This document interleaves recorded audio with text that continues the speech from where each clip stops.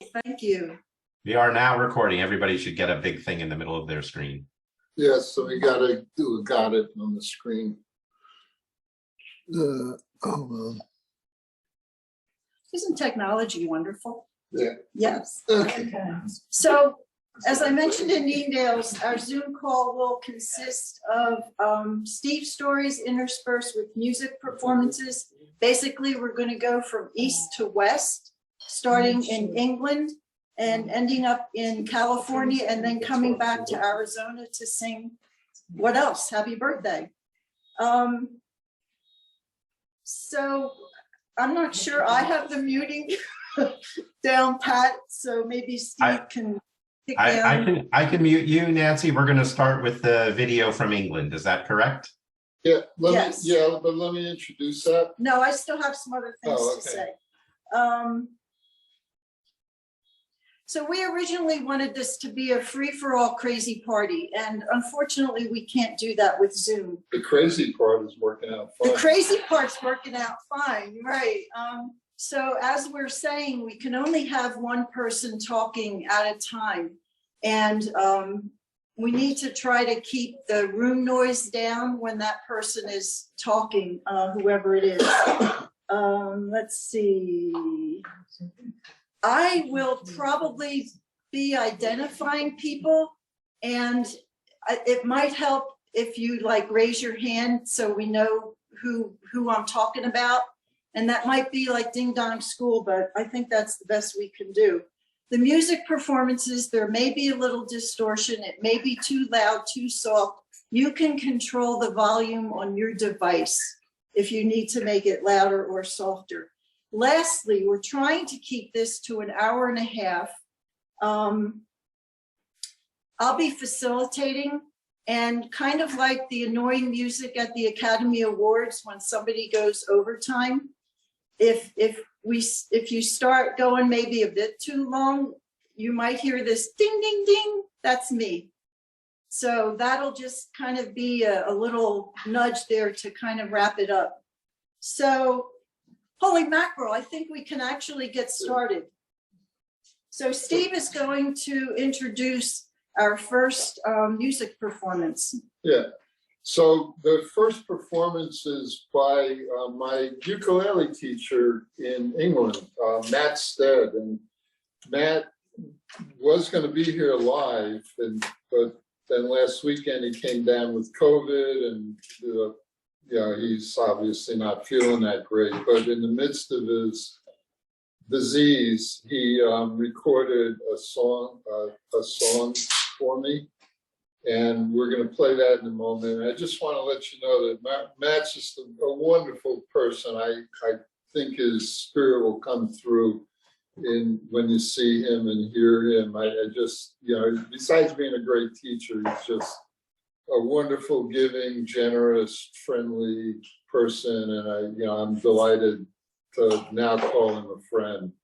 So, Mark, do you want to cue that up? Yep, here we go. Hopefully this is all going to work. Yeah, fingers crossed. Not something I always have to do, but it should be good. And I'm going to share. Restart your audio sharing, such as immediate after install, to continue. Oh, 1 second. I'm getting a weird error message. No, we're hoping to see. There it is. All right, I'm going to mute. Okay. Everybody can see the video? Yes. Hi Steve, I'm so sorry I can't be there in person for your birthday, but I hope you have an absolutely marvellous party. Just want to say thank you for being a true gentleman, as we say here in the UK. Hope you have a marvellous birthday and a wonderful year. Take care, and sending all my best from across the pond, Matt. Oh, and here's a little song that I recorded just for you.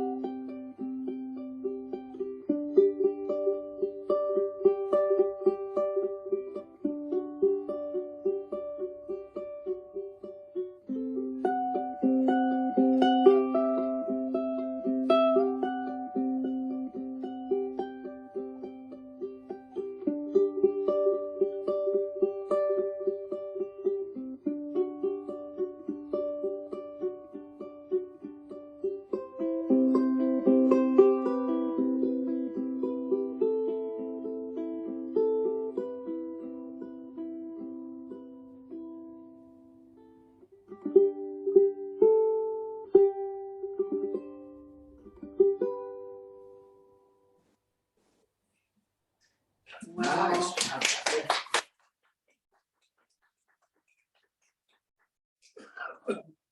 Wow. Mark, are we live here? Yep, we're back. I just want to let people know that Matt's the only person in my long life that's ever called me a real gentleman. So, Was he lying about that or what? Yeah, he was lying. Trust me. Yeah, trust me. Okay, are we ready to start with Steve's stories? I think so. Starting on the East Coast, we're going to start with Steve's son, David, in New Jersey. Hello, that's me. So if you don't know my face, I'm David Edelstein, Steve's son. If you do know my face, I'm David Edelstein. Hi. So I was thinking about how should I kind of open this? And should I tell a funny story? Should I tell a story where my dad gave me sage advice? But I kind of went the technology angle for this. So some people might find this a little confusing, but when I got my first computer, it was from my dad, and it was something called, I have a dog back here, Lucky. It was something called a VIC-612K, and it had 12K of memory, which is like nothing. Basically, you press the space bar and it was out of memory. And so I asked my dad for a Commodore 64, and my dad's exact words to me were, "Nobody will ever need 64K of memory." So that's how, fast forward he was thinking. So if any of you have had a conversation with my father in the last year, you probably haven't gotten through the conversation without him talking about his favorite new friend, ChatGPT.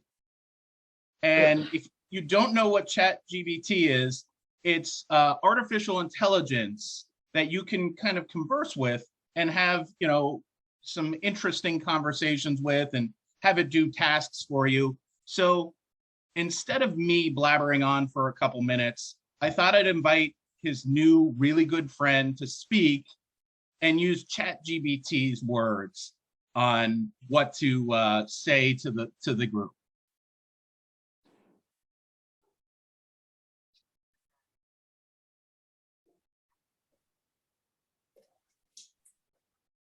We can't hear your sound, Steve. I think you need to share your sound.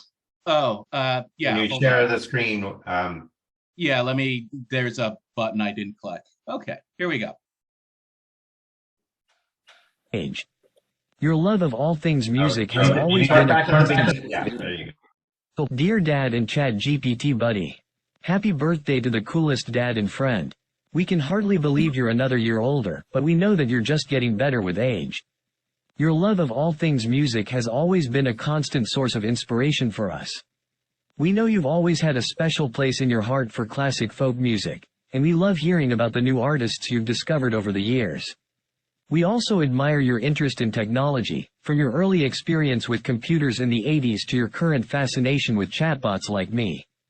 It's always impressive to see how you've kept up with the latest trends and advancements in the tech world, except those awful Apple products. On your special day, we hope you get to enjoy all your favorite things, good people, good music, and maybe even a little bit of time spent tinkering with your latest tech toy.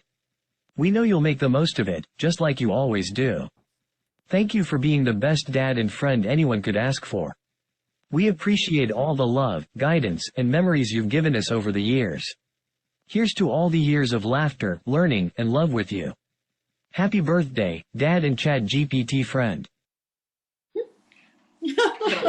So as you can see, ChatGPT is a lot more eloquent than I could have probably been. So I'm sure that would make my father happy having ChatGPT here. So that's it. Thanks for coming, and I'm glad to be a part of this group. Thanks, David. Yeah, are we unmute? Do we need to Do we need unmute? to, are we unmuted? Yeah, I'm not muting you unless it's really absolutely necessary. You're being quiet enough that I don't need to mute you. So David, that's a mixed gift, because now I'm stressing that I'm gonna have to adopt the damn thing. It's gonna cost me a fortune. Yeah, he's not cheap. He's got fine taste. So. Do we have to put him through college? Yeah, I think so. I had a choice of voices to use for ChatGPT, and so I went with a really eloquent one. So maybe we can dumb it down and get one that's a little more rudimentary and has less educational goals. Well, that one was suitable for a true gentleman. That's so, right. That's great. Well, great. Thanks, You, David. That was lovely. So now we're going to go to the gathering in Pennsylvania. I think there's my sister Grace and her husband Marty. I think there's cousin Joan. Okay, why don't we start with cousin Joan? Am I up? You're up. All right. Hello, everybody. Happy birthday, Steve. Mary Ellen and Bill are just arriving. Mom, you have two devices on and it's causing an echo. Okay. Mom, you have two devices on and it's causing an echo. Can you? I'll take the iPad. Go in the other room. Turn it off. Okay.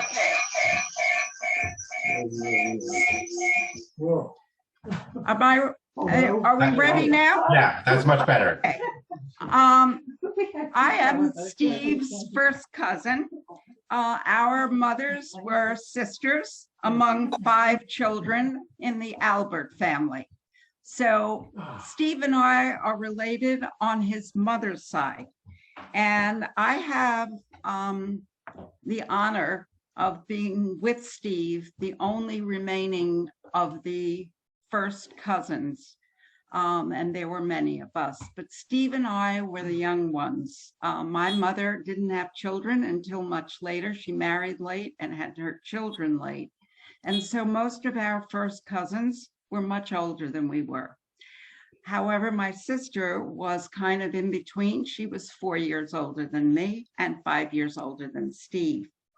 We have, though, with us Rita Mulvey, who is our second cousin, and that comes from our Uncle Harry and Aunt Rita, and all of those children are the Catholic side of our family, and we love them dearly. So I have some pictures before I continue so that you could see part of what Steve growing up and also part of the family. So this picture is of my mother and Steve's mother and cousin Jerry. This is cousin Jerry, who fought in World War II and survived D-Day. The person over here is Steve's mother. That is Steve's mother, way, way back. This is another picture that shows most of the family. And on the left here is Steve's mother. This is Steve. This is my sister, the tall one, and I am the blonde with all the curls. And the rest are his parents, grandma, my father, and I think that's all that I can remember. So this one is great. This is Steve as a baby with his mother and our beloved grandma Albert, Rose Albert, who was very important in Steve's life and in mine. Oh, this is baby Steve in the bathtub. Unfortunately, I gave Steve the best picture of all, he being naked in a bathtub, and I gave it to him last year and he couldn't find it. I wonder why. Steve, this is mom and dad and you, obviously on vacation someplace. And then here is grandma, you, and your mother. And then I believe this is your bar mitzvah picture with your parents. Yeah. And the best picture of all was what we call the John Travolta era. And this is my handsome, handsome cousin as my mother. And note his hairy chest. He's a hunk of burning love. So I'm trained. I really carry the family history as well as Steve. And if you've read his stories, and I'm sure many of you have, then you know that my father was an important part of his life as well. So Steve, a very, very happy birthday. I'm delighted that you and I are still circling the sun, and I love you very, very much. Thank you, Joan. Thanks. Oh, that's sweet. Yeah. Thank you, Joan. Is Yeah. my brother Bill there? You want to go next? Okay. Yeah, Bill should go next. Okay. The So oldest. is Bill there? No, I don't think so. So, Ah, Hi, There's everybody. my- Steve. my Hey, you brother hunk Bill. of burning love. It's good to see you. Everything is going well. We arrived a little bit late because I had the times confused, but everything seems to be getting off very well. I want to remember you as an amazing person who was involved in so many intellectual pursuits. It began with the ontological coaching group that you enlisted me into. I enjoyed that enormously. And it continued with your workflow program, your analysis of customer activity. It was just amazing to watch what you could do. It has been a pleasure having you as a brother-in-law. You've taken care of my wonderful sister Nancy so well, and she's taken care of you very nicely. So it's just a happy day all around. We wish you the best of birthdays and many more, of course. But I just had to say this, that we absolutely love you and the family. Take care. thank you, Bill. It's really nice. perfect. How about, is Grace going next? Who is this, Marty? Okay, this is my Hey, sister, Steve. Marty. Good to Hey, see Mark. you. Grace, I guess I probably haven't known you as long as the rest of the members of the family. well, you're the I lucky can one. remember, and I think of our, I felt we always had some good conversations, but I can't help thinking about our trip to Bermuda, which many members of the family chose not to go on, but They were four of us, smart. no, they weren't. Four of us did go and had a great time, and so enjoyed visiting you guys out in Colorado. And I'm looking forward to visiting you in Arizona. Kind of, you took us to the top of the world in Colorado, so now we'll be, I guess, in the deserts of Arizona. I'm looking forward to that. But it has been so nice knowing you, and I just wish we could have spent more time together. Okay. Grace, Love you. I think Happy Marty, birthday, Marty Steve. said it all first. Thank Love you, you. Steve. Happy Marty. birthday. Grace. And next is my sister. Okay, Kathy. so the youngest one goes last. So I'm Kathy, this is Bob, my husband. Steve, happy birthday. Happy birthday, Steve. I hope I don't start crying. Bill actually reflect a lot of the sentiments I have about you. And I have to say that thank you so much for being so good to my sister. We always have appreciated that. We always appreciate the fact that you are so humble. I was just reminded last week that you went to Yale, and I completely forgot that because fortunately with your humility and your accomplishments educationally speaking, you don't really talk about that too much. And we're proud of you with your accomplishments, but we also appreciate so much your humility. I've enjoyed some of your stories and talking to you over the years. And as Marty had said, we hope to get out to Sedona one of these years. Unfortunately, the COVID delayed us, but we'll get out there. And we love you very much. And we wish you a beautiful rest of the day. And thank you for including us. Great, thank you, Happy birthday, Kathy. Steve. Happy birthday, Steve. Happy birthday. Happy birthday, Steve. Thank you, Okay, guys. thank you. I think we're done here. Cool. So, Mark, I have a quick question. When Yeah. people are Over and talking, out. are we muted here in Arizona? You're not muted right now. I haven't muted you at all. Mary Ellen said. Yeah. So Oh. when people are talking, they should be able to hear us? Yes. Oh, okay. Uh-oh. Oh, maybe we should turn our phones off. That's on your end. Yeah. Yeah, we just had a phone go off here. Okay, so the next thing is some music from Arizona, and Steve will introduce our longtime friend Bernice, who actually introduced us to Cottonwood. Yeah. Can you tell me So- what songs? Red cowboy boots and normal. So it's actually an honor to have Bernice as a friend, but you know, to have her here to entertain us is amazing. She's just an incredible singer-songwriter. Build me up too much. Okay, she's a piece of shit that lives back east. No, I live here sometimes. Lives here sometimes.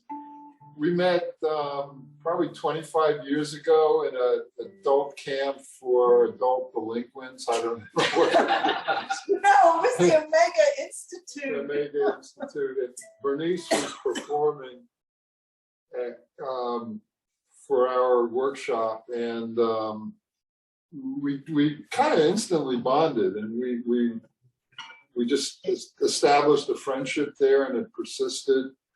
And we've listened to her music and loved it. We've been to many of her performances. When we were in Jamestown, she performed a number of times. We house concert at our house, I think, a couple of times. Nancy Farmer's, and the Merc and Town Hall. So she's been all over. And she plays with the best of the best, and she's you know, she recognizes you know, just a top-notch artist, and I'm just honored that she's going to play a couple of songs now, and then after a little later she'll play a couple more songs. So Bernice, do you want to probably? Why don't I maybe get right in the camera somehow? We can work this out. If you want to sit on the stool. I could try. See what happens. See if my face shows up. Oh, that's This would be bad for my back, but good for the music. That's perfect. But I just want to say that I have a couple of stories, but I'm not going to tell them. But Steve called me up one day when I was on tour, and he said, "You've been everywhere. We need to go down to a lower elevation. Where should we go?" And I said, "Well, there's a couple of places. You know, I happened to be in Houston at the time. I don't know why I mentioned Houston, because why would anyone do that? But but I said, I know where I'm going. And I told him about my place out here in Clarkdale. And we just got in the car and came down here. Yeah. Yeah. And here we That's are. what happened. Yeah. So it's my fault. But he and Nancy made these requests. And so they didn't quite make sense to me, but they're the ones you guys picked. So They're our favorites. These two are my favorites. this is a song about how they get pregnant in Texas. Why you like this? I don't know. When I turned 18, Mama took me to town, picked me up a pair of birthday shoes. Mama liked pumps lined in satin blue, but I had to have those red cowboy boots. Serious magic in those red cowboy boots. Rock and roll, hoochie coo, what's a poor cowgirl to do? You can't claim me, you can't tame me when I'm on the loose. There's magic in those red cowboy boots. Then I met young Bill, we were quite a pair. He was my dancing dream come true. I soon found myself waltzing down the aisle. Yes. Right there, red cowboy boots. Serious magic in those red cowboy boots. Rock and roll, hoochie coo, what's a poor cowgirl to do? Had a grin from ear to ear when he said, I do too. There's magic in those red cowboy boots. Your love, oh, your love, oh, your love, me. Your love, me.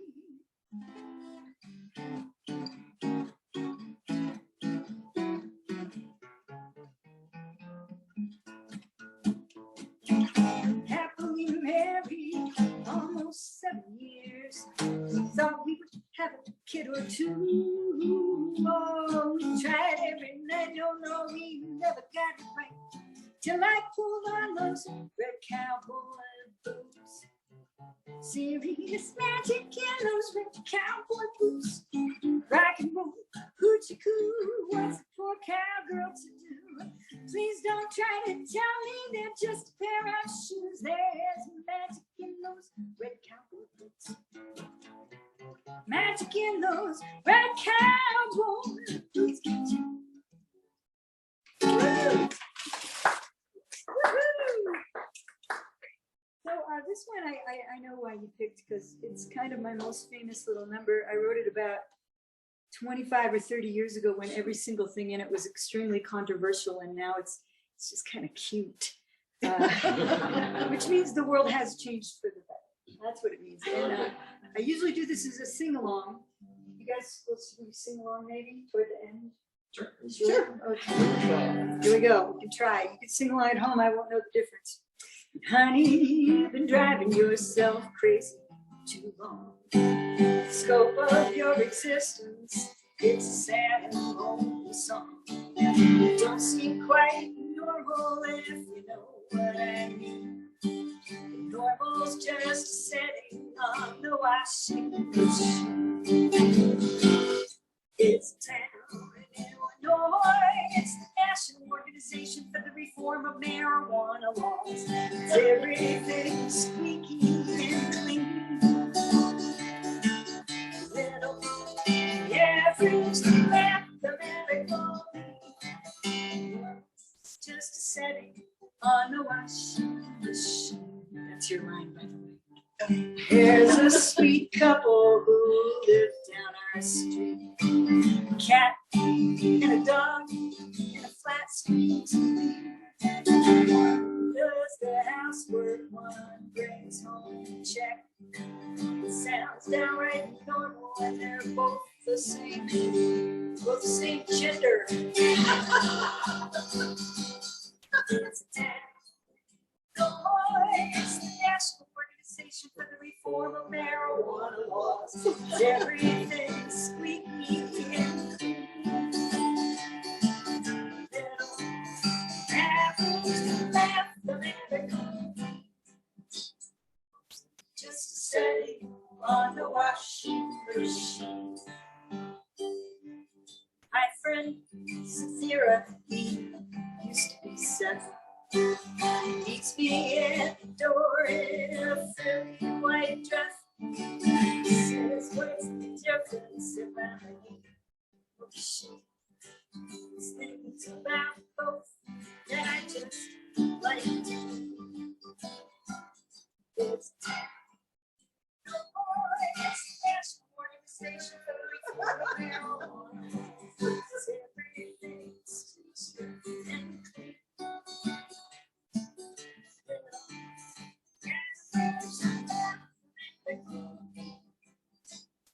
It's just a setting on the washing machine. So maybe you're sure that you should have had kids, and that you should never have done what you did. What makes you think that traditional is half as much fun as a good neurosis? It's a town in Illinois. It's the national.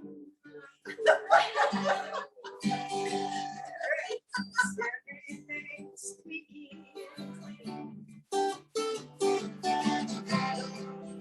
Average mathematical.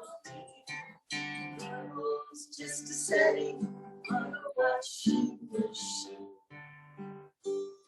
So let me just give you this piece of advice.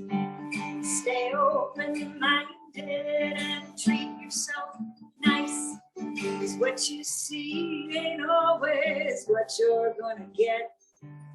Normal's just someone you don't know well yet.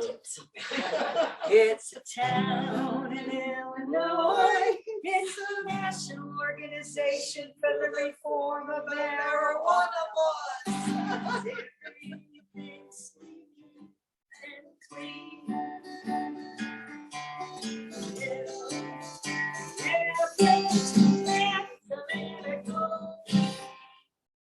It's just a setting on the wash.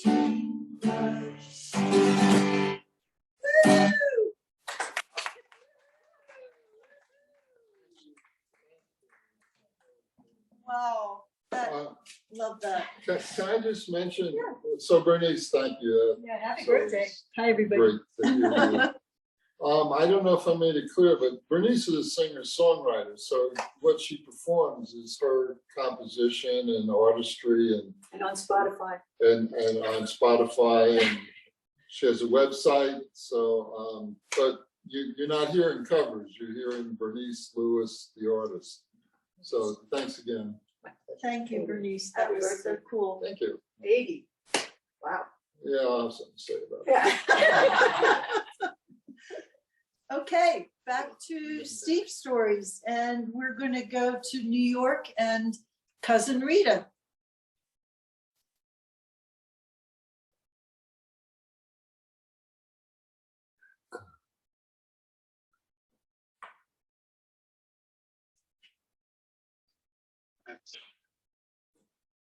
Rita, you have to. Can you hear me? Yes. Good now. Good. Happy birthday, Steve. Thank I'm you. honored to have been included in this birthday gathering. I just want to say that I want to thank you for being there. I know this is supposed to be a happy occasion, but my memories of you were being there for me at one of the worst times in my life. And it wasn't easy for you to do it. It was in the island of Jamaica when my brother had passed away. He was a Catholic Monsignor. And I just want to thank you for being by my side, Steve. And since then, you and I have become so much closer. And I follow your journals and everything. And I just, again, want to thank you. Happy 80th birthday. And I love you.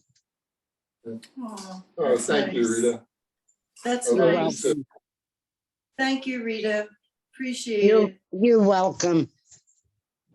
Okay, we're going to stay on the East Coast, but we're going to go to Florida. And Andy and Pat, Steve has known Andy for over 40 years.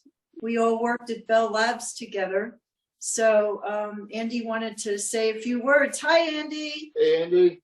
And is Pat there? Hi, can you hear me? Yes. Yeah. Okay. Hello. Hello, hello. Hello. Oh, it's so good to be with you guys. Happy birthday, Steve, my old friend. Pat was here for a little while. She's not able to sit up for very long. She went back to bed. She has RA for a long time, and it's pretty severe. So it's hard for her to be here. She just loved seeing you guys, though. It was really nice. And I see my good friend Mark and Melinda, my good friends behind you there, and it just warms my heart to be with you guys. Boy, yeah, so it's been over 40 years.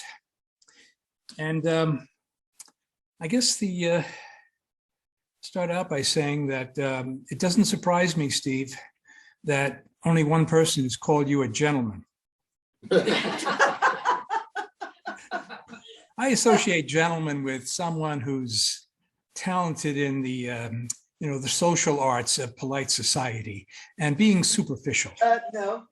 So that's not Steve, and that's not me. And yeah, it's a whole different ball game. I want to say, Steve, that I was just knocked over. You so impressed me early on in our relationship when you told me that you had gone to Yale. Well, no, that's not it. Gone to Yale. But that you were, how many people can say that you know someone who was in the peanut gallery of Howdy Doody? That knocked me off because I used to watch him as a kid, and boy, to know someone who was actually in the peanut gallery, amazing. I guess it doesn't surprise me that to see you among friends of such talent and people with tremendous insight into you, and I look upon you as someone who has a very deep intellectual ability. Just you're a deep thinker, and yet you have such heart and feelings for people and understanding of people and their ways. And you know, you use both sides of your brain, use your heart, and I think you have a deep soul too. And I've been always so honored to be considered your friend. Let's see, what else did I want to say? Well, I guess the other thing, well, one little tidbit was one time Steve, back in the 80s, he said to me, hey, Andy, I know this Russian restaurant in Coney Island.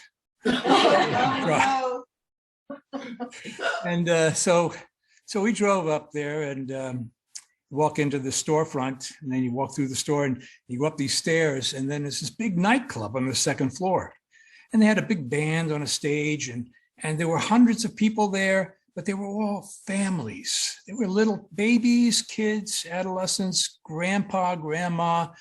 It was so different to see a nightclub where families were having a great time with other families and with themselves, and great music, really good, talented music, a lot of dancing. It could be very well be they were Ukrainian as well. I'm not sure about that, but the food was excellent. But I knew where it was going when we sat down and the waiter brought us a big pitcher of water, ice water. Turned out to be straight vodka. Anyway, the food, as I remember it, was wonderful. Drive home was a kind of a blur. But anyway, I also have assembled a low-tech slideshow, as your cousin had. I actually had digitized these, and I will send you digital versions. There's just a few versions of these captures from around 1983, 40 years ago. Wow. You remember that year, I think. Yeah. Let's see. That's the year we got married. Oh, is it? Yes. Yes. Let's see. Let's start out with this one. Where we go here. This, I believe this was before you were married, Steve. And Nancy as well. Oh my God, she was cute. She didn't have gray hair then. Oh, you got gray hair soon after, but here's the wedding. Oh my God, our wedding. Oh, wow. Wow. Look at that. Steve with his beard. I don't know if all of you have seen Steve with his beard. Wow. This is in 1983. Yeah, 40 years. And then later that year we had a Halloween party, and you know, you did get a little gray. I think we were supposed to be aliens. I don't know, from outer space. Ah, Mark had that idea at an earlier Halloween party too. Oh yeah, here, close up here. It's a little scary alien. And then New Year's later that year. Oh, wow. Wow. Who's that kid? Who's that kid in the middle? That's Mark. Yeah. Wow. They're great pictures, Andy. Anyway, Thank you. I went through deep into my vault and picked them out, and I'll send you digital copies of them, which have the color restored, so it'll look like new. So I'm probably exceeding my time, so I think that's all I have to say. I love you guys dearly, and I wish I could be with you and hope to be there sometime soon. Great. Take care. Thank you, Andy. Really love you. Brought back memories. Were any of those party pictures on your house, and your house in the middle of the ocean? Andy lived in a house by the shore that when the tide come up, the house turned into an island, as I recall. Yeah, that was that house no longer exists. I think a hurricane swept it away many years ago. But no, some of those were at they were at your reception. But I think at my house in Belford, which Pat and I lived in shortly before we got married. We got married in 85. And then we, no, that couldn't have been. No, 83 of those pictures. I don't know. I don't know which house they were in. I guess they weren't mine. So, Okay, Perfect. great. Thank you. Thanks.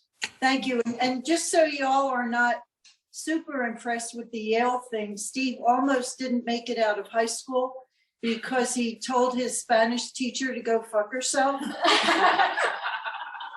Yeah. was it in Spanish? In English. Impeccable English. That- Gentleman's English. That was gentleman's English. Okay, thanks, Andy. So we're going to stay in Florida. We're going to go to Paul. And I think, Paul, you've known Steve even longer. Maybe you can tell us how you guys met and give us a Steve story.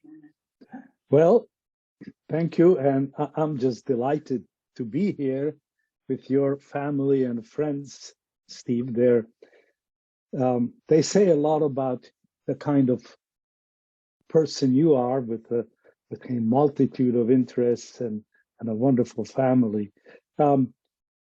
We've known each other. I guess I met you in, I think it was 1968 at Yale.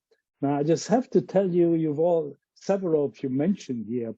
Yale was a tough place. Just to give you an idea, the chairman welcomed the incoming assistant professors. They're the low people on the totem pole of faculty. That I was part of that. And his introduction was, look to your left, look to your right, and then look at yourself, your own hands. And 5 years from now, there'll be only one of you left. Now, that's not a very confidence-inspiring talk. I smoked in those days, and every morning I would give up smoking. But then on the way to work, I walked, and I said, well, how am I going to just get through the day here? So I'd buy a pack of cigarettes, and I say, I'll just smoke 4 cigarettes. I know the exact number. And I took out 4 and threw the rest of the pack in the garbage. The Newton on my way from my home to Yale is filled with garbage cans of nearly fully filled cigarette packs. But by around 3 o'clock, I had to have another hit. And I'd go across the street where Steve remembers it as a bar. I remember it as a coffee shop. I'm not sure which one of us is correct, but you could buy a pack of cigarettes, I think, for about 30 cents in those days. And I'd buy another pack of cigarettes, take out another 4. You get the idea. And one day I walk in there and I recognize one of the people sitting there at the either bar or coffee bar. And he looks familiar, and I realize he's a graduate student. And he's not looking very happy. So I went up to him, and that was, of course, Steve. And I said, how are you doing? How is your thesis going? And he says, not very well.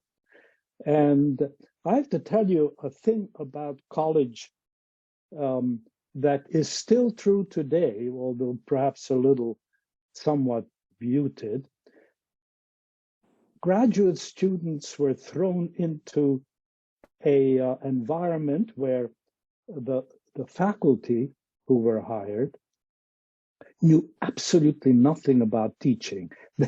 Nobody ever had any lecture on how to convey information, how to be with people, and certainly absolutely no training or encouragement to mentor their graduate student. And Steve had a misfortune of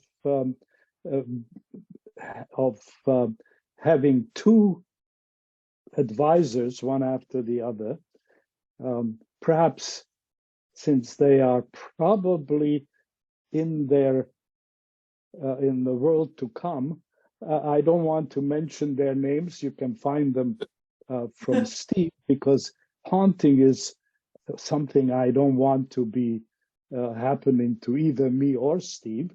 But they were not good. They were not good advisors. They were terrible teachers, both of them. And Steve really wasn't making any much progress.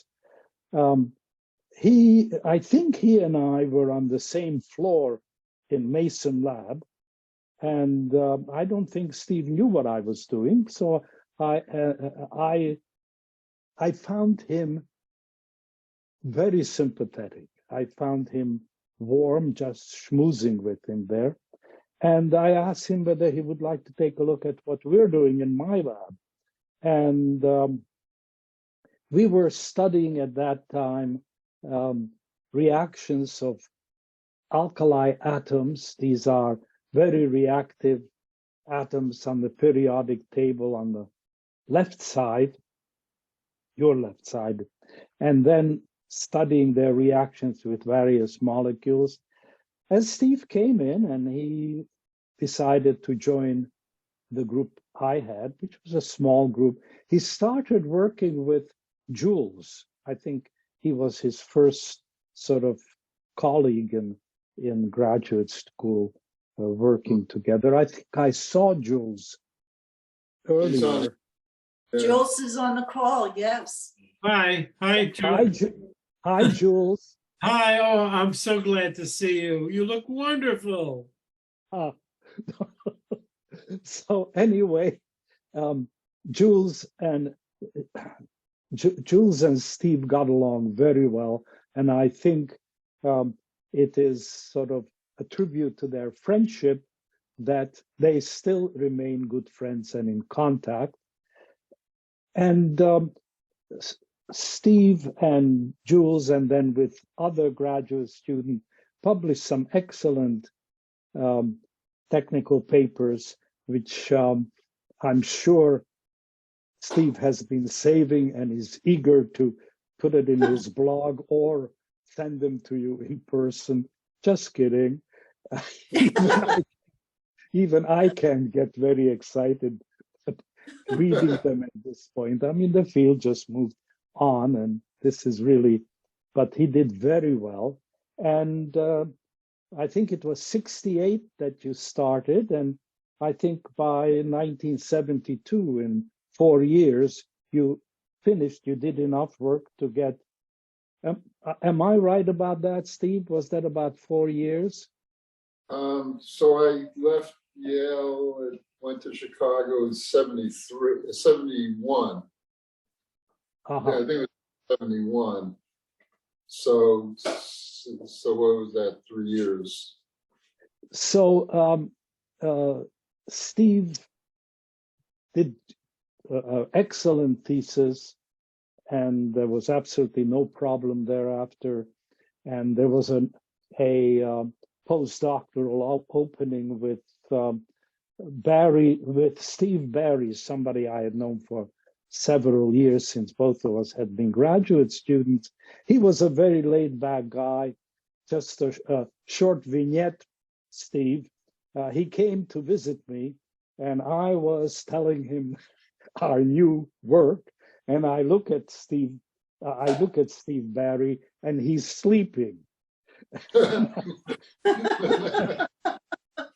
So that was a bit embarrassing to both of us because there were other people there, but I think he was a good advisor for Steve, and his career in science was launched, and we established contact a couple of years ago, and I'm delighted to be here and wish you happy birthday and many more to come.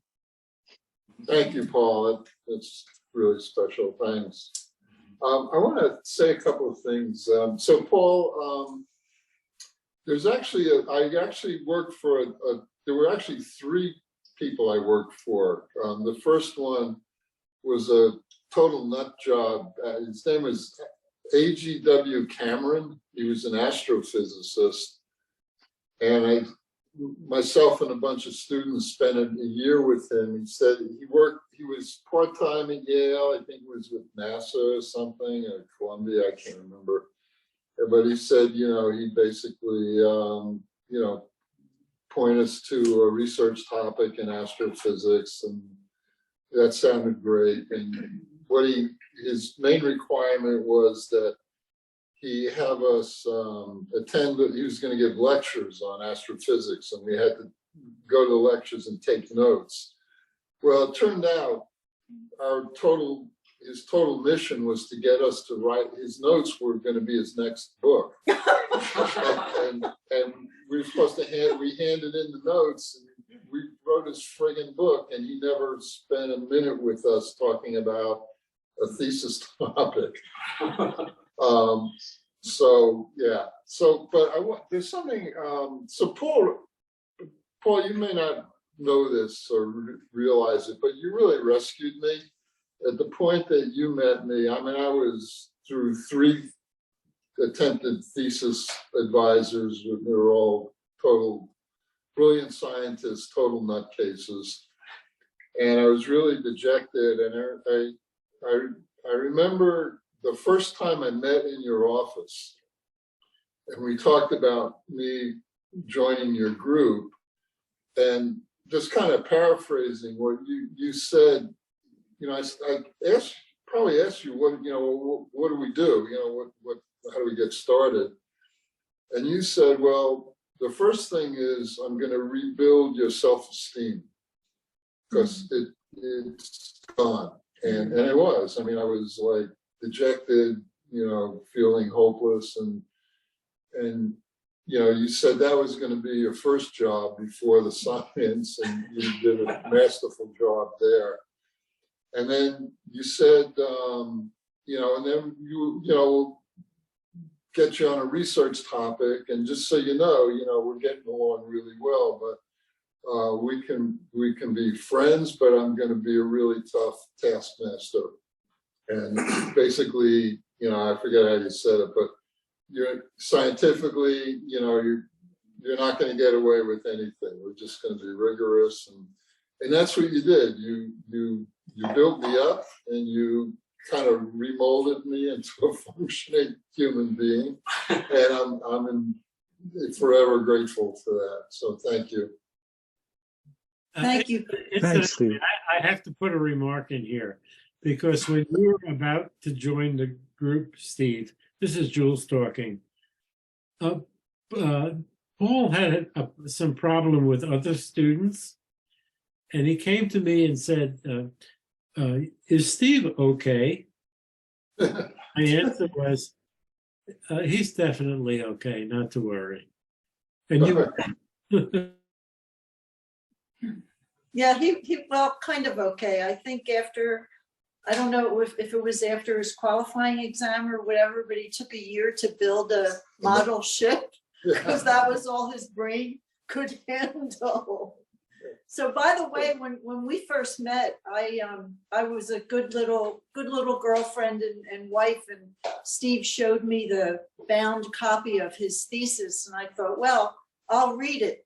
Oh no. I think I looked at the first page, and yeah, that wasn't going to work, but we can hand it around here, and I can send you all copies, and it's great bedtime reading. So thanks, Paul. Thanks, Jules. Thank you, guys. Maybe, Jules, you're maybe the first one to recognize that I was a real gentleman. I don't know. Well, you're the first person to call me a gentleman. Okay, guys, thank you very much. Yeah. So next we're going to go to the middle of the country. This is Christina, and she is a nurse that Steve met online in connection with a health issue, and she's been an incredible source of info and support. And I personally thank you so much, and I'm sure Steve does, but you've got the mic. Well, I feel the least deserving to be here. I've known Steve just a couple of years. I feel like you guys are all lifetime friends, but I'm so happy to be here. But I couldn't get enough of that photo. You know, I just had to play for you.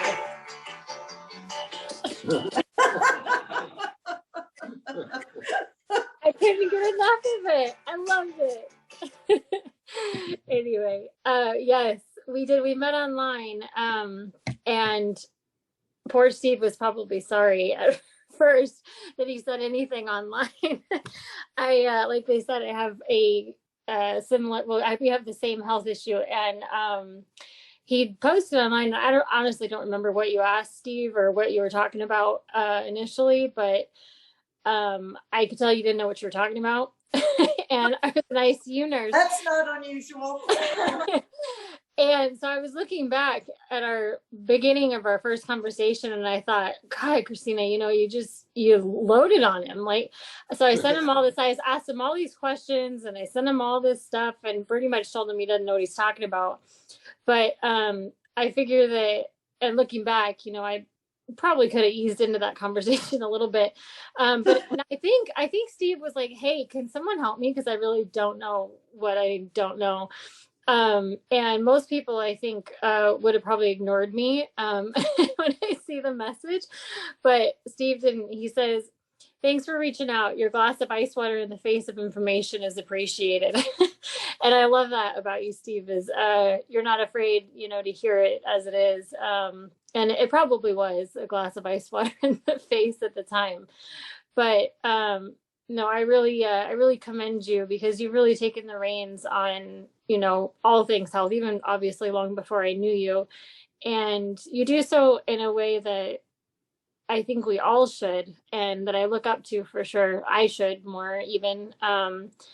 And that, you know, one way isn't necessarily the right way. And, you know, I love that Steve doesn't have time for bullshit. He wants to hear it. Sorry, but yeah, he wants to hear it as it is. And those are the really like key things that I take away with Steve, is just that he just wants to have a conversation straight as it is. Don't beat around the bush, you know, and tell it to me how it is. But I've learned a lot from you, Steve, in just your perspective on life, and I've loved hearing these stories. I feel like family. But no, I loved hearing these stories, and it's obvious that, you know, it's not just me, it's just who you are. It's who you are. And you know, I love it, your perspective and taking everything in stride. And, you know, I've been reading your stories, and obviously I'm sure there's many more to come that I look forward to reading. But it's been a pleasure knowing you, a joy knowing you, and I can't wait to meet you in person. I wanted to come out and surprise you, but obviously recent circumstances changed that. But we had plans, but I'm happy to be here at least. Thank you, Christina. One thing you said, my mind works in strange ways. Yeah, I was thinking of there's an old Saturday Night Live routine of an actor who's kind of past his prime talking to the producer. And the producer is saying, you're all washed up here, you're never going to work again, and, you know, just get out of town. And the actor is saying, no, give it to me straight. Tell me how to do it. No, you're done. You're past. It's never happened. No, tell me, you know, what give it to me straight. And then there's the Steve who says, yeah, you say so, but that doesn't make it so. I love that too. Thank you. Thank you, Christina. You've been really amazing. Thank you. I can't wait to meet you guys in real life. Yeah, come, actual bodies. Come to the desert and see the red rocks. You're always welcome. Thank you. Okay, move now to Colorado, and I guess we're going to have some more music. Do you want to introduce? Yeah, Colorado, are you there? Is Colorado there? Hello, Colorado. Mark, are you on? I am. I see it says Lynn and Jim. I'm trying to figure out which, I don't see their names listed here. So Which is that Robert H, I guess? Yes, Robert yes, H, Robert H. Okay. They have to unmute, Robert.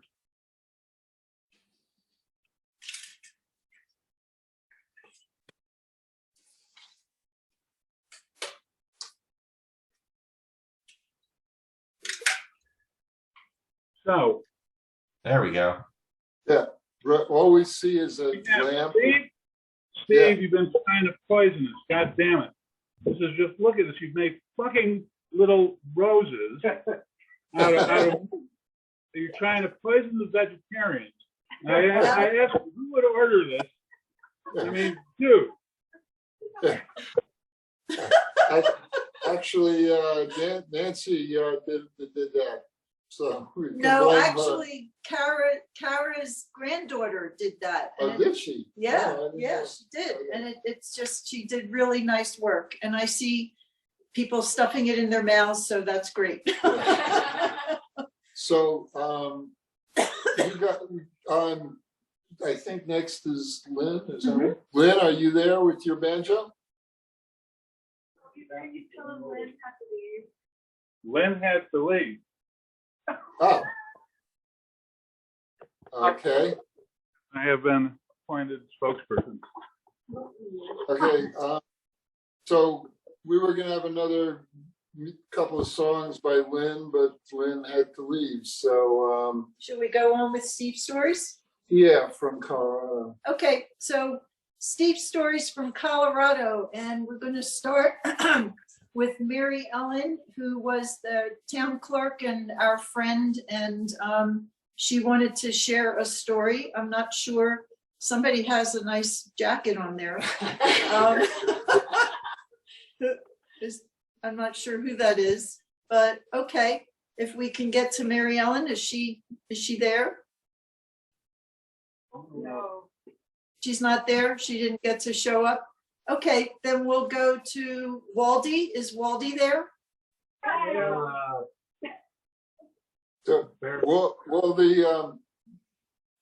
you might have to move closer to, oh, okay, there you are. So just so you know, Waldy and Kara are dear, dear friends. And in 2013, when Jamestown was evacuated for a catastrophic flood, these guys took us in and we stayed there for 6 weeks, and Waldy did his cooking magic. He even did a Polish meal for me, which was lovely. And we love them, love them, love them. So Waldy wanted to say something. No, everyone else wanted me to. I just wanted to show the world what a great artist Steve is. He took a sample of, of some of the low lives, on the planet, and made them very special. And what's the word? I don't know. But anyway. Oh yeah. That's one of Steve's photographs of Waldy cooking. Yeah. Waldy is an amazing Polish chef. A dinner, and Steve snuck up beside me and snapped this, and that wasn't enough, so he had to take it to my photo in and enter it into a contest. And this picture won first prize. Yeah. That's right. Anyway, Steve, thank you. This picture has kind of inspired at least 2 other artists. We've got Jan, who we know. Oh yeah. A portrait from this, and then Kara also did. Am I in everybody's way?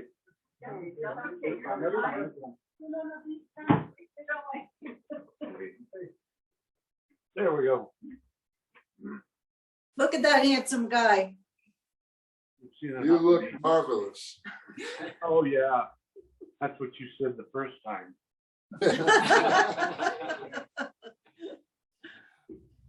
Anyway, happy birthday, Steve. I hope we can find our way to come see you real soon. That would be great. Thanks, Walty. I have a place for them. And hi to Yeah. everybody. We may have a place for you to stay. So At my place, Waldy, Bernice. Bernice has a house near here. You could stay there. We'll tell them later. we'll talk later. Thanks, Walty. Thanks, Waldy. Love you. I love you Good to guys. see you too. Okay, while we have the camera there, can we show Kathleen and Vic, who are our hosts in Colorado? There's Kathleen. Thank you. Hey. And there's Vic. Thank you, guys. Hey, guys. Really Thank appreciate you. you hosting the Jamestown contingent. And Robert is our Zoombie. Can Robert just get in the frame and say hi? Robert, I have no idea why.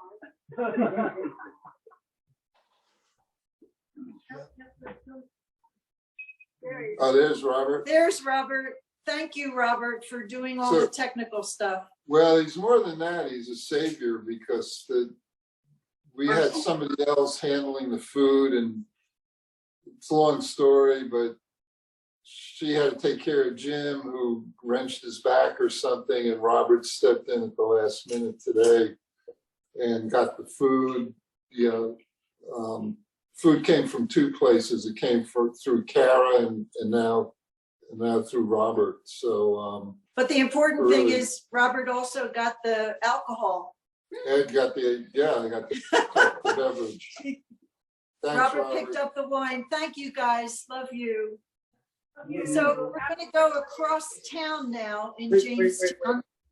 But one thing, happy birthday, Steve, and also happy birthday, Jackie Ashley, and Linwood Wilson, and Mike Kent. Who has the same birthday you have within minutes, I believe, right? That's all I got. That's right. That's right. Yeah, I think Mike Kent called yesterday, and he always reminds Steve that they have the same birthday, always. Yeah, it's same age. And the same age, yeah, 39, something like that. Yeah, or 900. So we're going to go across town to Jim. Do we have Jim McGinley there anywhere? Or it might be Rose. Located under Rose. Oh, Rose. Okay.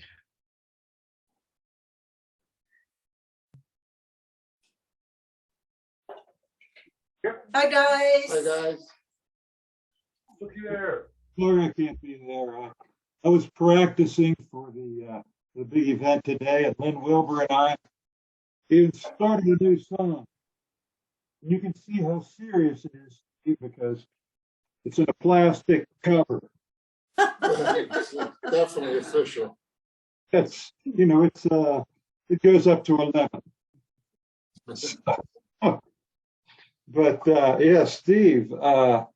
Geez, the first time I met Steve, it was at a banjo conference in Eastern Maryland, and we hadn't known one another. It was one of these, 36 people get together who play banjo that don't know one another at all, and they try not to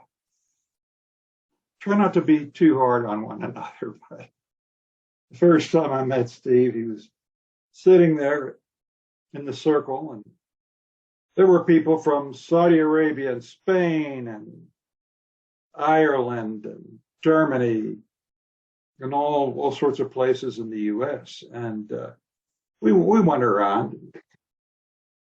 How you doing? And Steve stood up and he said, "Hi, I'm Steve. I'm from Denver."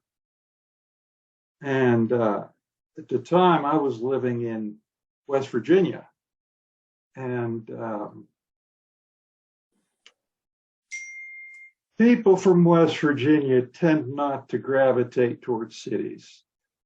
That's an understatement. But I thought, well, seems like a nice guy, but probably never see him again in my life.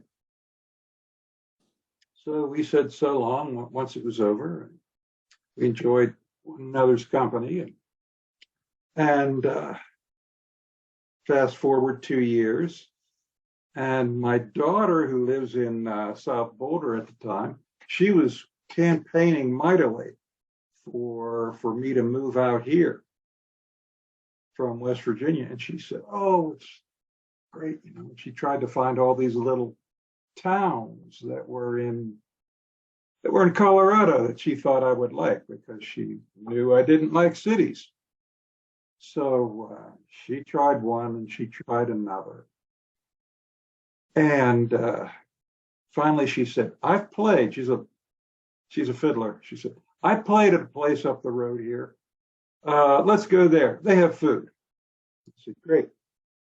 Went up there, and not many people had come in, but she's a great talker. And we ended up talking past the exit for Jamestown. So we had to go all the way up to the top, turn around, come back through Ward, and then come back, which is another little town that's from another planet.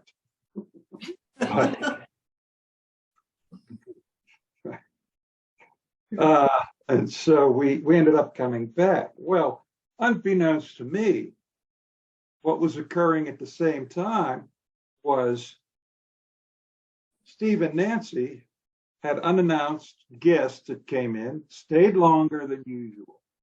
Of course. Nancy didn't want to cook dinner, so she phoned in for takeout. So Steve could have come in, got the food, and left.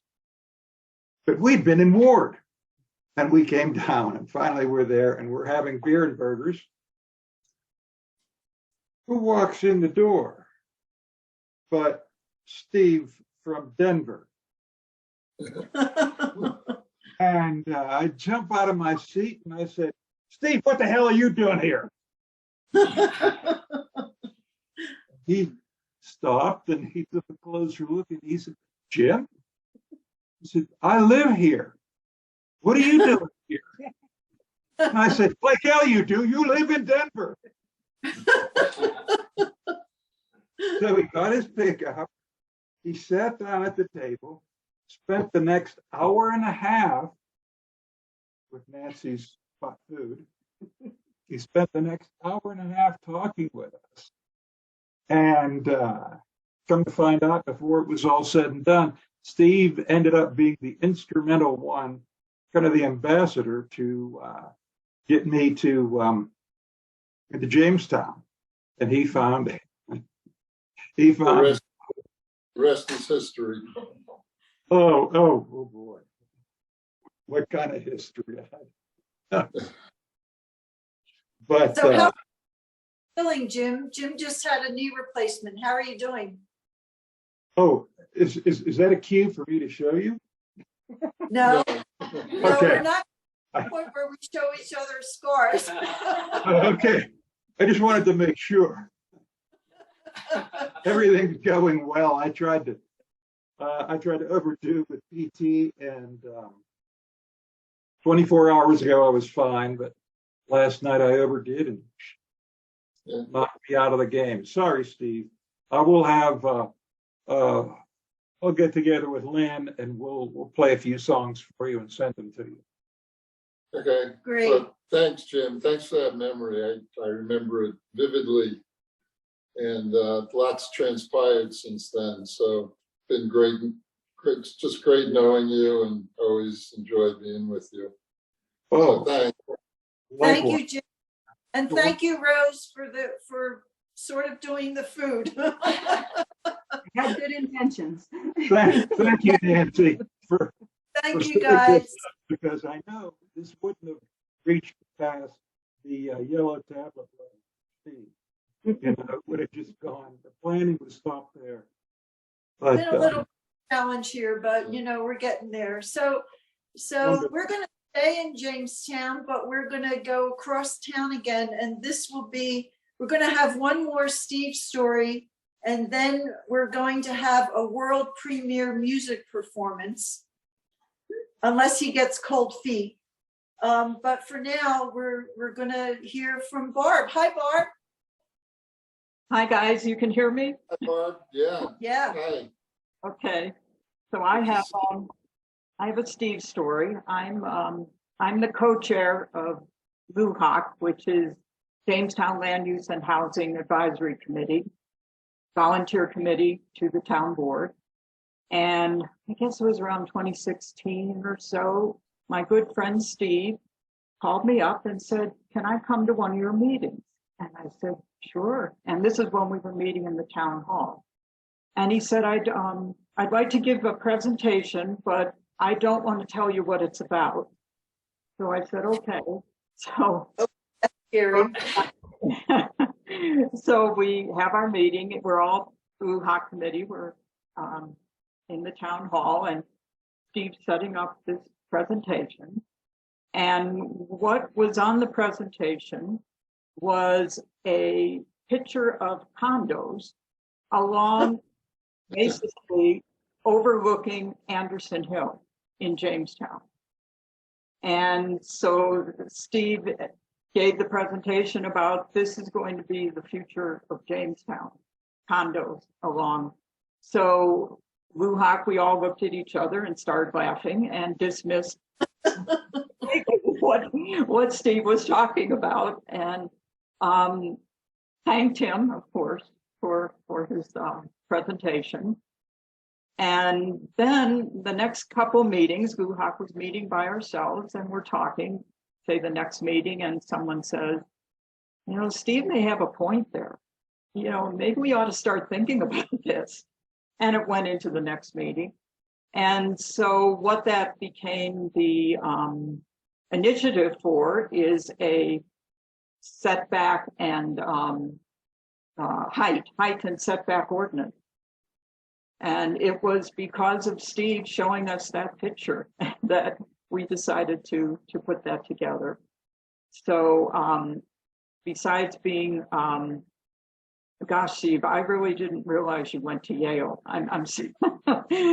So besides being such a smart guy, he's very, very civic minded, and that's what he's done for Jamestown. So Steve, you are still part of Jamestown because that height and setback ordinance, which you instigated for us, is on the record. So you're part of that. And then then Steve stayed with us, and he helped us with surveys and all that. And I'm totally non-tech, and he and I worked together, and he was very patient with me. And I have to say, Steve, we have not done a survey since. So, thanks, Barb. So it just occurred to me, so my living legacy forever will be that I helped stop enormous erections in Jamestown.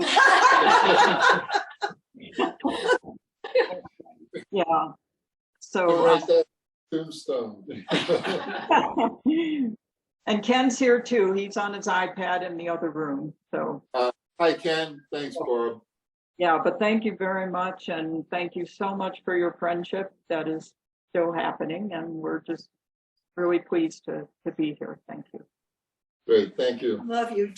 Just so everybody knows, Jamestown is a town of 260 people in the mountains. We have there's one store, it's the Mercantile, and it's a cafe. There's no bank, no gas station, and definitely no condos.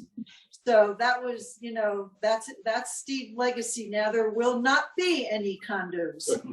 So that's great. Okay, so we're going to move to Arizona here. And I don't know, are we having a world-class premiere performance? I would drop the class. We'll see what happens. So for those of you who don't know, Steve has been studying the ukulele for I don't know, 8 months, 9 months? That'll be a year in May. Oh, a year. I listen to him practice every night, the same songs over and over, but that's okay because I think he's doing an amazing job. Not only is he learning how to read music, but he's learning chords and notes on the individual string. He's memorizing songs. I love listening. This is just a lovely little instrument. Is this the tree? The tree ukulele? Yeah. You want to tell them about that? Yeah. Okay. So Martin ukulele, made out of special wood from one tree in Honduras that's been logged and cut into tone woods for like 50 years now.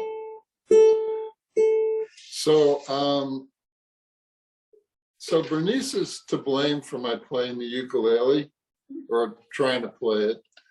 And she and I probably tell different stories, but I was asking her about my playing classical guitar, which was what I was interested in.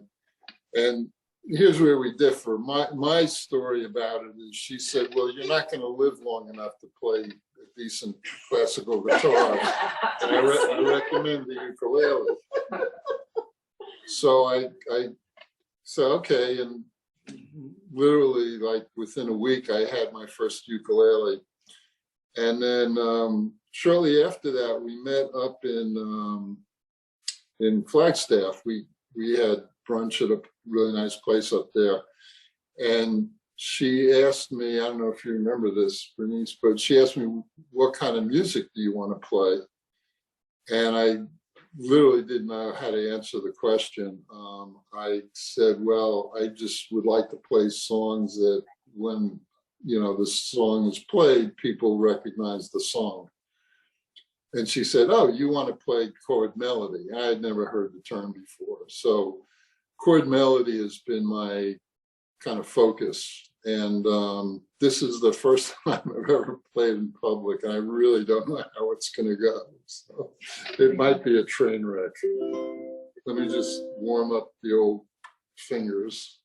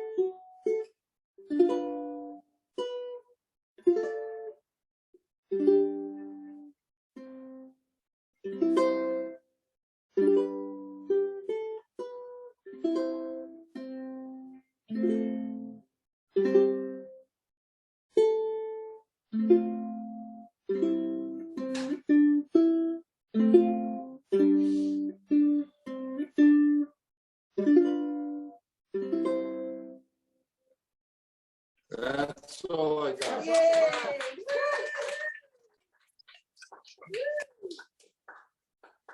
And just so you know, he now has, I don't know, 6 ukuleles, and they're in a climate controlled room. And every night he has to decide which one to play. I think he has a t-shirt that I got him that says ukuleles are like potato chips. You can't have just one. Okay, we have just 3 more shares, and one of them is right here, right behind Steve. And that's our good friend, Mark. Again, we've known him since the Bell Labs days. With Andy and a whole bunch of other people. Yeah. Well, thank you, Steve. It's great to be here for his 39th birthday. It's really exciting. Actually, Steve was my boss 40 years ago. So just to give you a little flavor of what Steve was like as both as a friend and a boss, I don't remember if this was at the Russian restaurant that Andy talked about or not, but one of the things that Steve was just describing to me was kind of like, what sort of things do you like doing, right? And so when we worked in Bell Labs, it was an enormous building. It was kind of had these glass elevators, and so I thought, well, what does Steve like? And so Steve was just saying, over one of the meals, it would be really fun sometime to just ride that naked. So I thought, here's my new boss. Right? So it never happened. At least I don't think it did. But it was kind of like the Hyatt hotels, where I expected someday to look over and wow, he did do it. But Steve was incredibly generous and caring, and so he and Nancy got probably half of our group into S training, which ended up being this created this amazingly friendly, caring environment. And I owe a lot of that to kind of what Steve brought, and kind of what what that brought to the group was this kind of, we'd have these lunches where people would acknowledge each other over lunch, and they were something like I've never experienced since that time, right? It's just kind of this wonderful, caring, giving quality that was just part of what I think he helped create in that environment. And I think kind of like similar to what Jim, you were describing, getting to Jamestown. So when Melinda and I were, yes, that's Melinda there. When Melinda and I were deciding where to move a couple of years ago, Steve's comment was, well, how about Sedona? And then like for 30 seconds later, he said, well, have you thought about Sedona? And about 2 minutes later, he was like, well, Sedona's really nice. So, here we are. Right? So it worked out actually really well. So I just, want to really, thank, Steve for being this wonderful, caring person that he is. He got me involved in all kinds of things that I never would have done otherwise. We were working in a school in Newark that, was, truly a wonderful experience. A woman named Katunge, who ran the inner city school and the only building left in downtown Newark, that got burned out in '68. And, being able to kind of meet people like her through Steve, is just, there's all kinds of qualities that, Steve has kind of brought to be part of my life that I don't think I would have had otherwise. So happy birthday, Steve. Thank you. Oh, that's nice. Thank you, Mark. That was sweet. So just a little story about Mark. I don't know if Mark, you know this, but you almost got me fired from Bell Labs. So Mark had this racing catamaran sailboat that would go about 1,000 miles an hour on the ocean in the wind.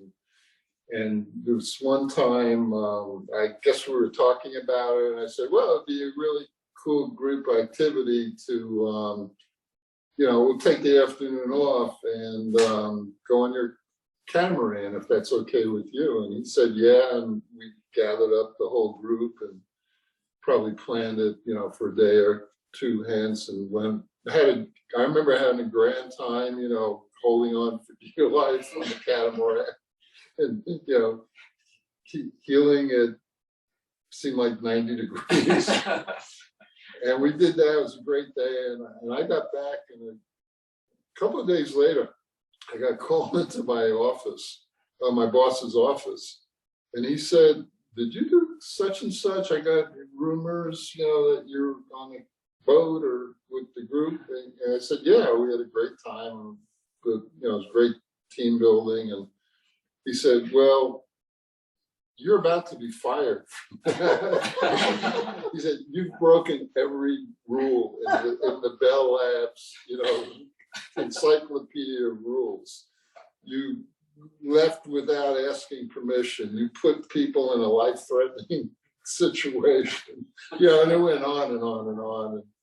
he said, I'll give you one more chance, but any more infractions like that, you're like out of here. So I guess there weren't any more infractions. But. No, I don't know. Knowing you,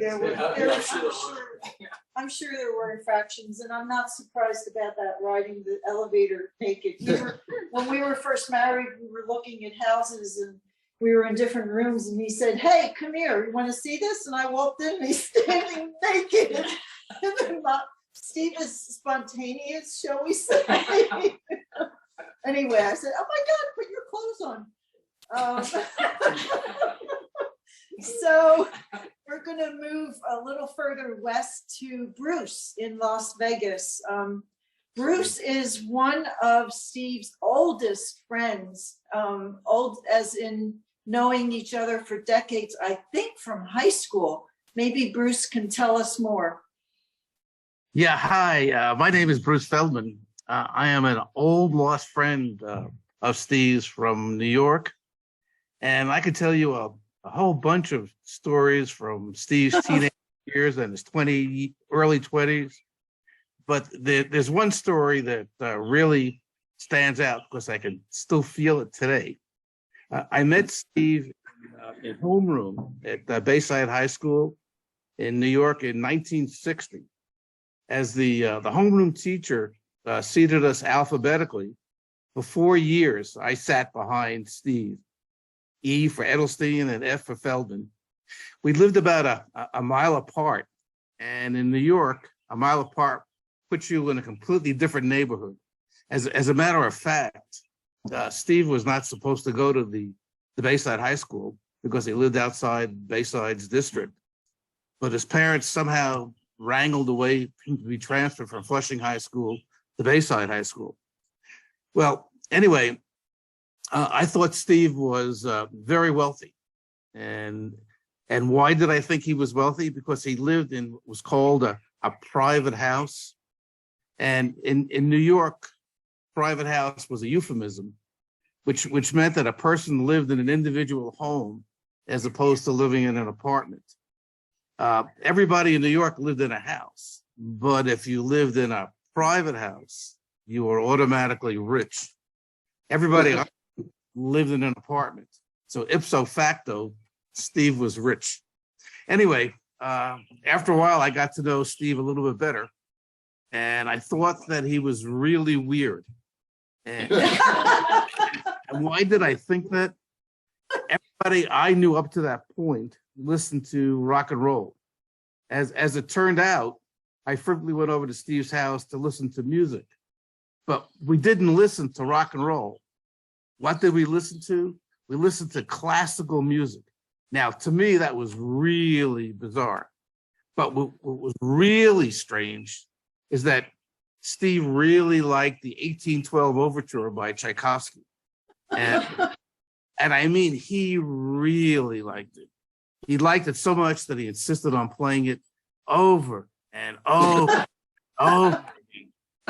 What was really memorable for me was every time the cannons would go off at the end of the overture, Steve would sock me in the arm.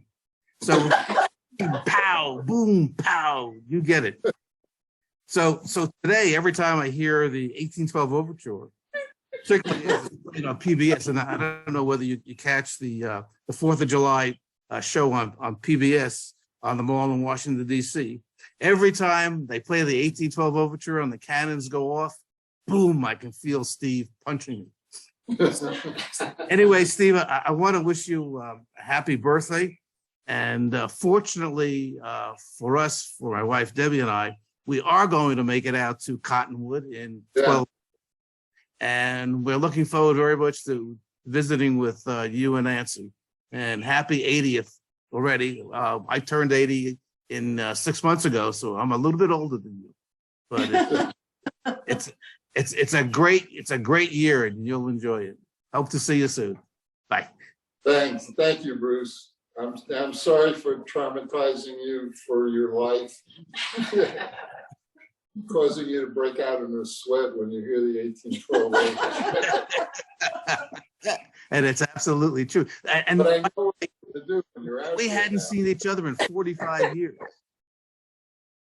And we were out in Colorado, I guess about 10 years ago, and we had an opportunity to have breakfast with you and Nancy, and it was really fun. Yeah. Yeah, I'm looking forward to your visit. Yeah, very much looking Yeah. forward to seeing you guys. Thanks, Bruce. Oh, you're very welcome. So we have one more share. We're going to the West Coast to Scott. Scott was a former business associate of Steve in his entrepreneurial days, and a good friend. So do we have Scott? Is he here? I don't see his name. Is it perhaps under someone else's? Scott Cody. Scott, you want to wave your hand if you're there? Are you there, Scott? I think he was on earlier because I remember seeing a Scott, but I do not see him now. He's not there now. Okay, well. Yeah. Well, just so you know, Scott called me 2 weeks ago in a panic, saying, "Why haven't you sent out the Zoom link? What your party is this afternoon." I said, "What?" He had gotten the dates completely screwed up, and he was thinking it was 2 weeks ago, and then I set him straight. So I thought he was going to be here, but he might have ducked out. He might have ducked out. Okay, well. 2 weeks from now. 2 weeks from now, he'll be on the call. So I guess that's all the Steve stories, and I think they were really pretty marvelous. So we have 2 more songs from Bernice. Do you want to say anything again, or? Well, yeah, I asked Bernice for these 2 songs, and they're just very memorable to me. The first one is kind of upbeat, really fun song, and the second one is just a beautiful song, and hopefully you can set a little context around Mercy when you get to it. I'll do whatever you guys. I'll take up as much screen time as you like. Well, it's little. But this first one is my husband's least favorite song. Yeah. So, and it's also really old. I'm wondering if you have my latest album. I've been wondering, Steve. I'm not sure. I don't think you do. We can remedy that. Anyway, I wrote this right after I got married. I married a guy who had just come back from being in the Peace Corps, and he was living in Liberia, West Africa. And one of the first promises he made me was that someday he would take me to Africa. And up to that point in time, all the guys that I dated had taken me to the movies Dutch.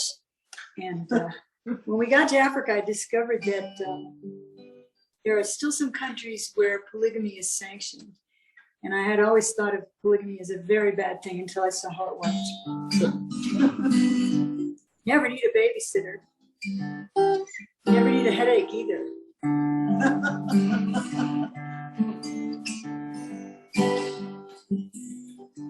When I got home from work late yesterday, running errands, fighting traffic the whole way, my husband looked up from his paper with a peaceful smile.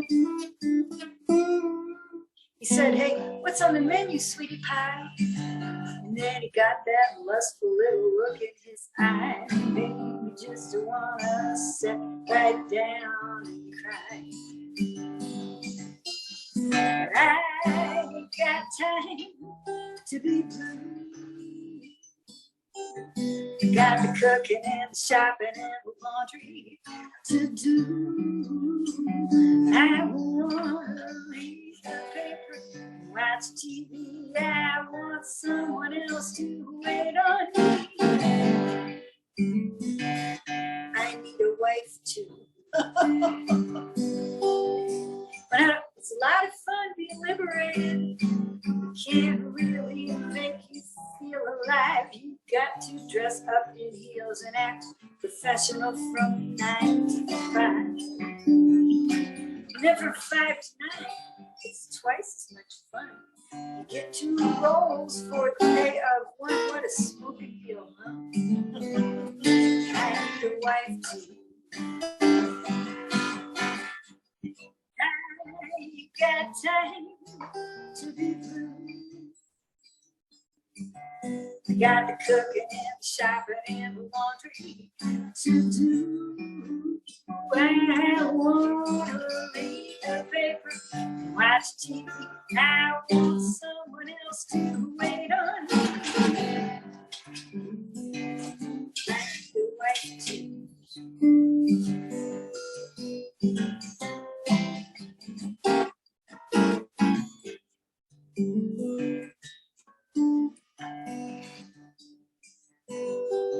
Now don't get me wrong, 'cause I love that man and I believe he's doing about the best he can. But there might be one or two little things he still doesn't know how to do. He can't help it. He wasn't trained to be a behind the scenes kind of guy for someone sweet like me or you. I need a wife too. I got time to be blue. Your lady, I got the cooking and the shopping and the laundry to do. I wanna read the paper, watch TV. I want someone else to wait on me. I need a wife too.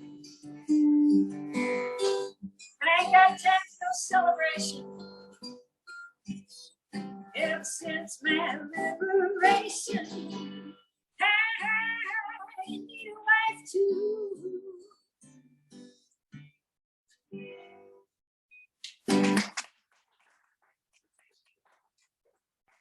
Yes, I need a wife. I know, I hope that's so. Everybody's raising their hand, well, all the women are raising their hands. No, but I think it's an equal opportunity situation, and men need a wife too, but there just aren't enough of us to go around. That's what it comes down to, right? Yep. I mean, we all deserve a little bit of that kind of, that's my new enlightened approach. How's it working? So I was surprised. I'm always surprised when people ask for this song because I don't know. This is a song about a young woman. She's not so young anymore now. She's getting ready to turn 50. But I met her when she was 8 years old. Her name is Mercy Aiken.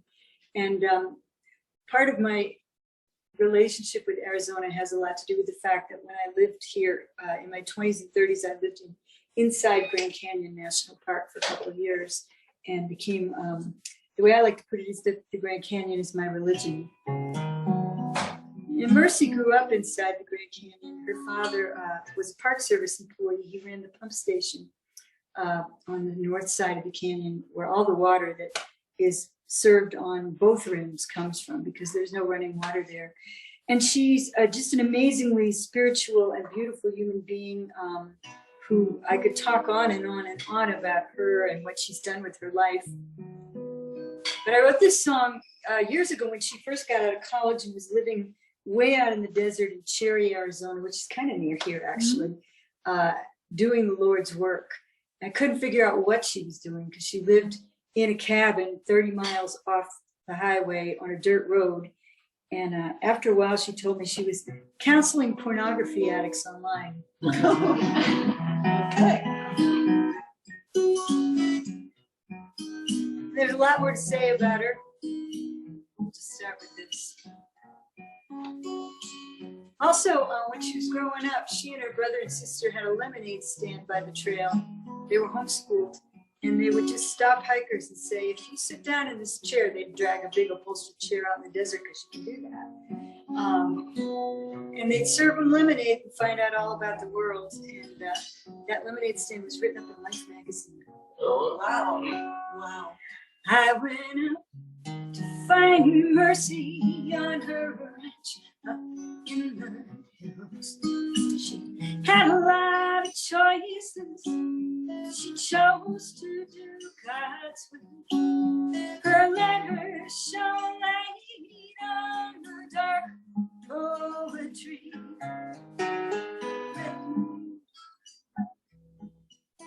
As jaded as me. Growing up in the canyon, she studied the saints. Mother named Mary, father who paints, surrounded by innocent spaces out west. She fell in love with Jesus. Now she tends to his transgressed. If the loss of perspective leaves you insane, with a desperate to be born again, no, justice or peace.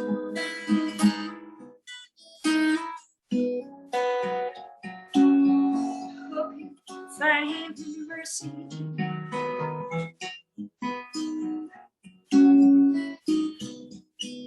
She'd sit by the dusty trail, greet passers-by, a skinny kid, friendly smile, and Arizona sky, coming from the heat to a lemonade stand.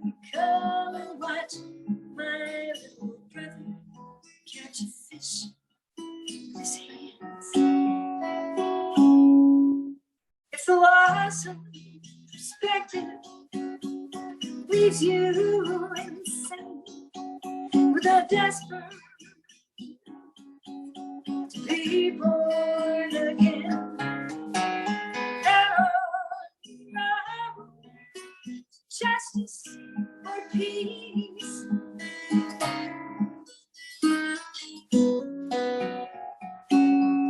Hope you find mercy.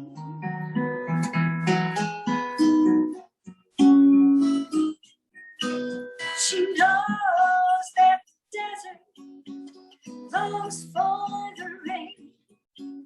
She knows that sometimes you just need to complain. Her door's always open, don't be scared to be alone. She's got a lot of work to do, may not find her home. If the loss of perspective leaves you insane, with a desperate to be born again, justice or peace.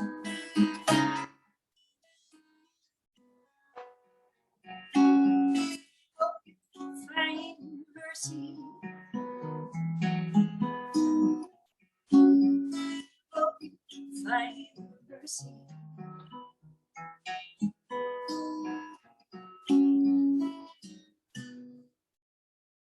Wow.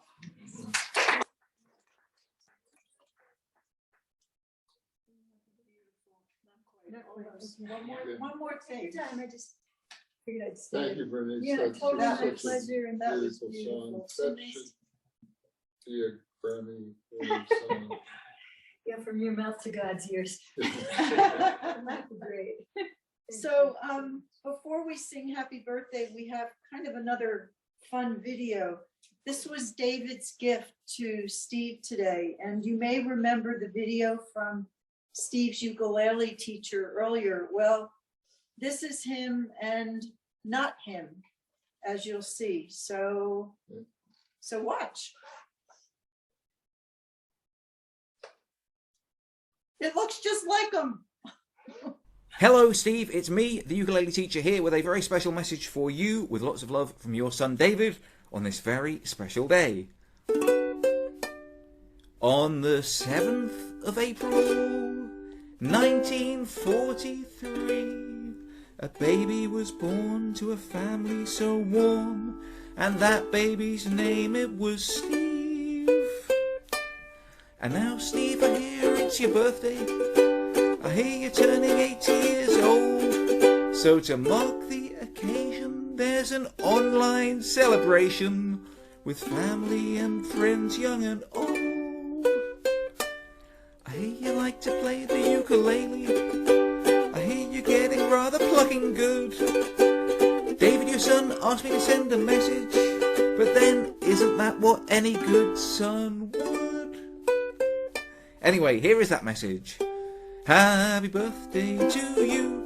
Happy birthday to you. Happy birthday, dear Steve. From David. Happy birthday to you. Steve, fantastic. Congratulations. 80 years young. I hope you've had a beautiful day, strumming away into the night on your ukulele and celebrating with family and friends near and far.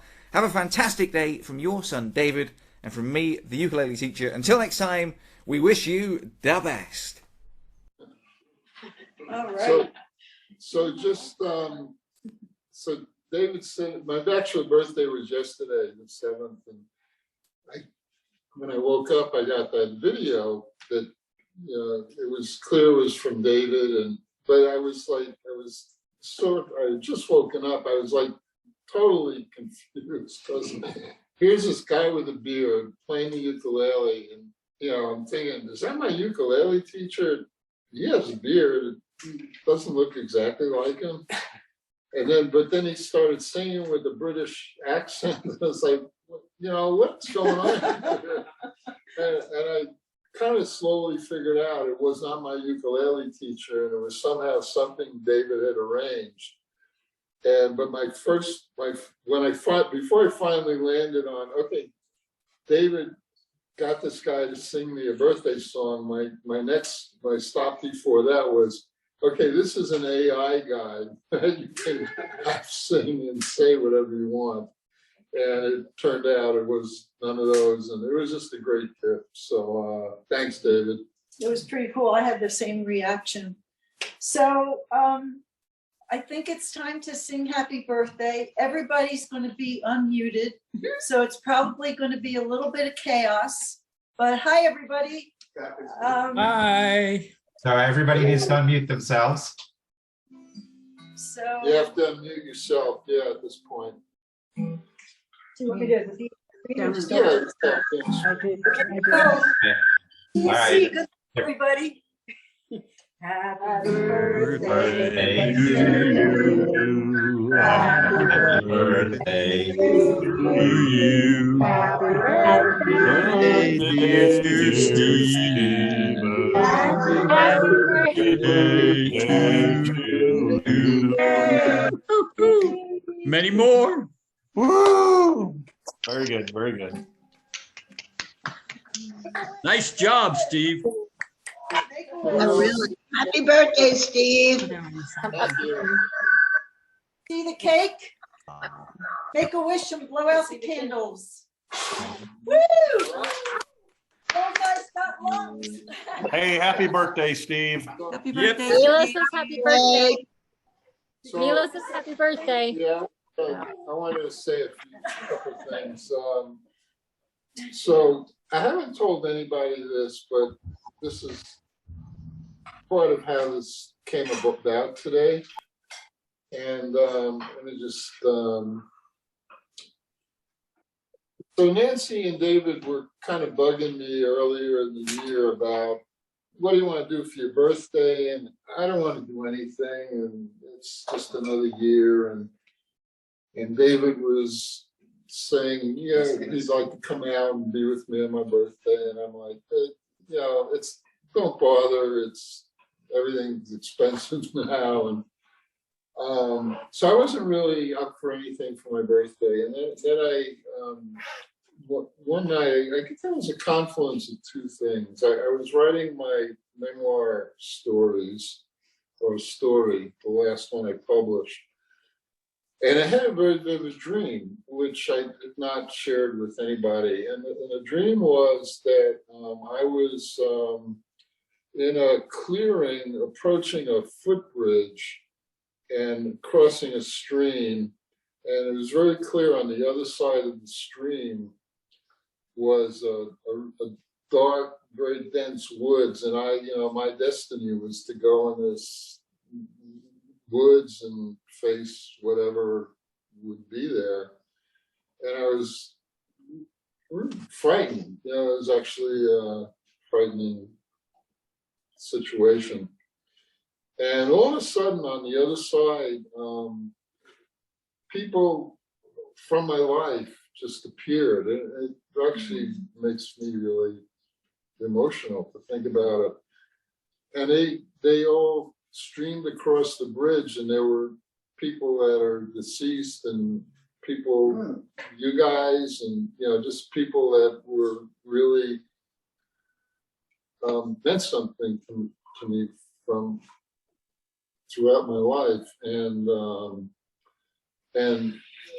there were some things, there was some relationships that had been hard during a lifetime, but they were all forgiven. It's like everybody was hugging. My ex-wife was there, Joyce, and Laura was there, and it was just, they were hugging me, and everybody was hugging, and they gave me the strength to cross the bridge and go into the woods, and I did with confidence and feeling loved and supported, and I kind of knew at that point what I wanted to do for my birthday. I wanted a gathering of friends and family to embrace each other and be here together, and and I had the conversation with Nancy about, well, I think I had thought about it. I didn't know how we'd all get together. Our checkbook isn't big enough to fly everybody here. But I had the thought of a Zoom, doing something on Zoom, and she said, oh my God, David and I were talking about doing something on Zoom, and then one thing led to another, and here we are. And so thanks for being on this side of the bridge with me, and and giving me strength and confidence, and I really appreciate everybody being here. So thank you. I want to, Nancy's kind of already mentioned it, but I just really want to acknowledge again the Zombies, which are, Robert and Bill and Mark, and Mark's done an incredible job. Yes, thank you, Mark. Yay, Mark. If we had an hour, he could tell you about the panic that I've been in for weeks. Like, how is this going to work? All these people. And he's like, well, I'll do it. It'll just work, and it'll be great. And he did it, and it's been great. So thank you, Mark. That's just a huge gift. Thanks to the storytellers, everyone who attended, even if you didn't tell a story. I mean, you're part of the circle, and it just is wonderful. The food, I don't even know how the food came together. I know Nancy was kind of at the core of it, but Kara and Robert, thanks for what you did, and I think other people may have done other things that I don't even know about. Joan, well, I want to get to that. So Joan, thanks for hosting there in Pennsylvania. I'm sure you've put together a whopping dinner or meal or whatever you've done. You never skimp. So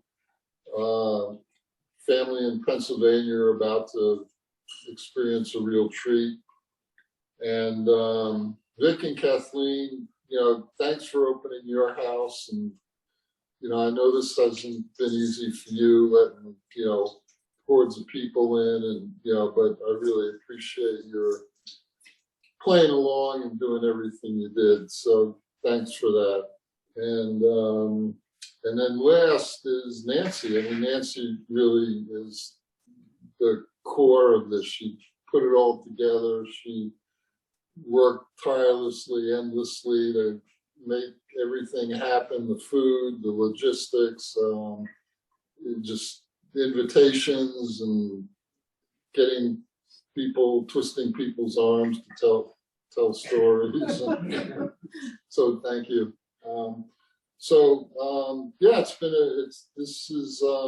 I calculated, well, I asked Alexa this morning, and I realized 80 didn't actually sound so bad to me yesterday, but then I realized, oh shit, you're an octogenarian, and that sounds horrible.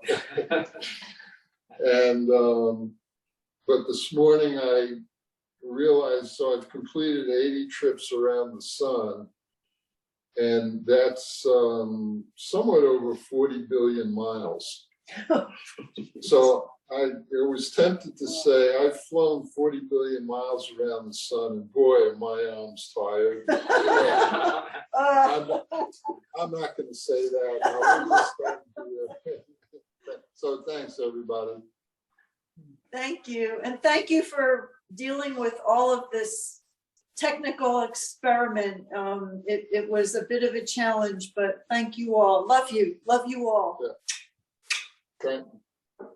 Now go have some birthday cake. Yeah. Before it melts. Before it melts. Love you. Okay, so Steve, I'm going to stop the recording, and do you want me to end the Zoom call now? Or I can. Yeah. Bye. Bye, everybody. Happy birthday. Thank you. Thank you, Maud.